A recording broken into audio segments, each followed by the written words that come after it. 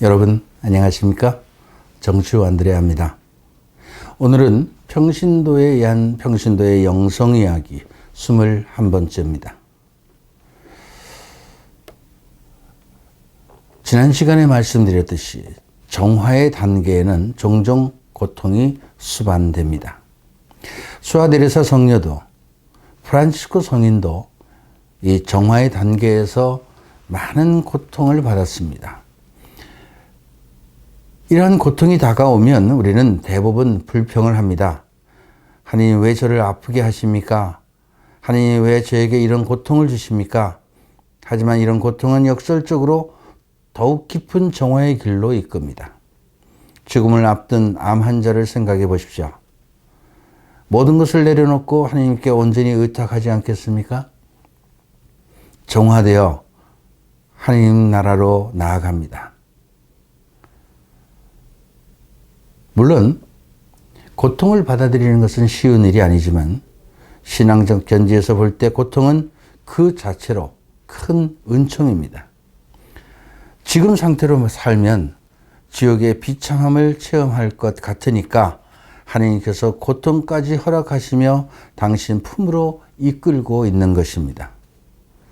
이처럼 열심히 살려고 하는 사람에게 필연적으로 다가오는 것이 고통입니다. 그런데 이 고통은 높은 차원의 고통입니다.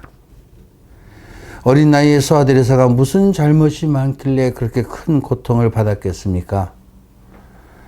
이나시에 성인이 무슨 엄청난 잘못을 저질렀길래 고통을 받았습니까? 그런데 이들은 자신의 고통 앞에서 주저하지 않았습니다. 자신의 자유를 포기하지 않았습니다.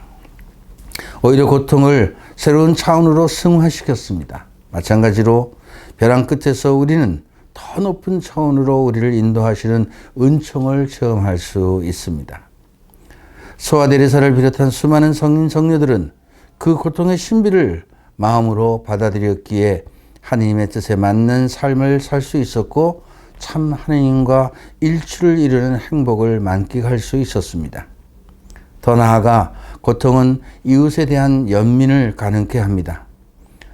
고통을 승화시킨 사람만이 어떤 사람이 목발을 짚고 걸어갈 때 그 사람을 위해 연민의 마음으로 기도할 수 있습니다. 죄에서 온 고통을 이겨낸 사람만이 연옥 영혼을 위해 마음에서 우러나오는 기도를 할 수 있습니다. 더 나아가 예수님의 고통에도 동참할 수 있습니다. 예수님은 고통받으실 때 인류를 위해서 당신을 봉헌하셨습니다. 고통은 나 자신만의 고통이 아닙니다. 내 고통만 해결해 달라고 울부짖을 것이 아니라 그 고통을 연옥 영혼들을 위해 봉헌할 수 있어야 합니다. 고통이 다가왔을 때도 피하려고 한다거나 나만 어떻게 벗어나게 해달라는 기도는 낮은 차원의 영성입니다. 정화의 단계를 통해 겸손하고 부드럽고 하나님의 뜻에 복종하는 자세로 고통을 받아들인다면 커다란 은총이 찾아올 것입니다. 이렇게 정화의 단계를 통해 우리는 스스로의 모습에 대해 제대로 바라볼 수 있게 됩니다. 그리고 하나님을 외면하고 살았던 과거를 반성하게 됩니다. 나 중심에서 벗어날 수 있게 된다는 말입니다. 이것이 하나님의 은총이 아니고 무엇이겠습니까?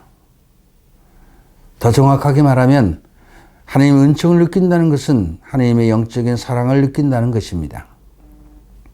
태어난 것도 은총이고 좋은 이웃을 만난 것도 은총이고 하나님을 알 수 있게 된 것도 은총입니다. 지금 이 자리에서 여러분들이 이 영상을 보고 있는 것도 은총입니다. 이것을 깨닫고 나면 영적인 차원에서 조명을 받을 수 있는 길이 열립니다. 은총을 받을 수 있는 길이 열립니다. 그리고 나와 외적인 잣대, 세속적 잣대가 모두 잘못됐다는 것을 깨닫게 됩니다. 이 세상에 나를 창조해 주신 하나님의 놀라운 섭리를 깨닫게 됩니다.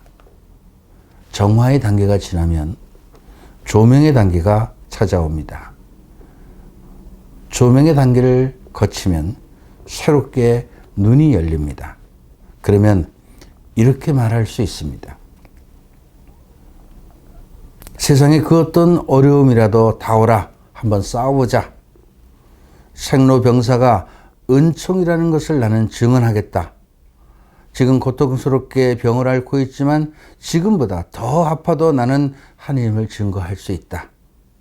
세상에 어떤 어려운 사건이 다가온다고 하더라도 나는 자신 있게 하나님을 증언할 것이다. 하나님께 모든 영광을 돌릴 것이다. 감사합니다. 다음 주에 뵙겠습니다.